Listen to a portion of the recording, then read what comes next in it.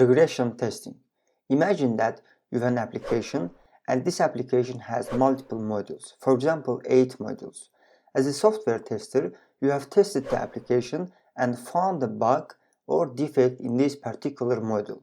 Then you reported this bug to the developer. Developer saw your report and fixed that bug. After that, he or she released a new build of the application. But the problem is, sometimes in this new version or in this new build, some of the modules can be impacted. In order to fix that bug that you reported before, developers can modify, delete, or change some part or the functionality in the system. Because of that change or modification, there can be new bugs in other modules, because other modules are somehow related to each other. Therefore, you have to test that or ensure that other modules are not affected by those modifications. This testing is called regression testing.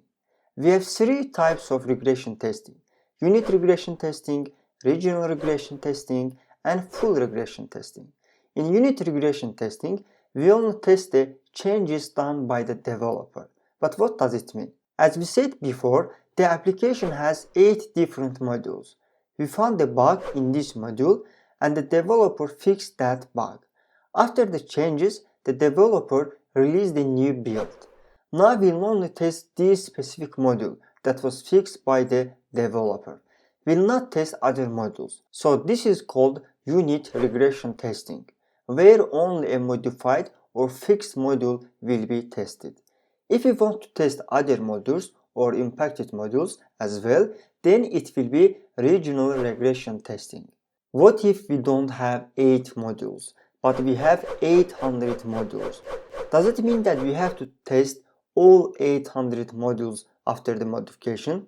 Hell no. In this case, the development and the testing team will hold a meeting and try to do impact analysis that discusses which modules are impacted. When the impacted modules are determined, software testers will start to test them. This is called regional regression testing. But when do we conduct full regression testing? Let's say that the developer changed or modified a lot of modules when he or she fixed a bug. For example, 70% of the modules are impacted. In this case, we can again hold a meeting and do some impact analysis and then begin testing. But it will be just a waste of time because almost all modules are impacted. We don't need to find specific affected modules. Therefore, we'll conduct full regression testing, where we'll test every module. Instead of wasting time on impact analysis, we'll test everything, and this is called full regression testing.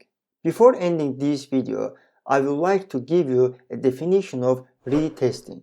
In the previous example, we said that the tester found a bug and reported it to the developer, and developer fixed that bug and released a new build. In this new build, the tester will test the same bug again to confirm if it is fixed or not.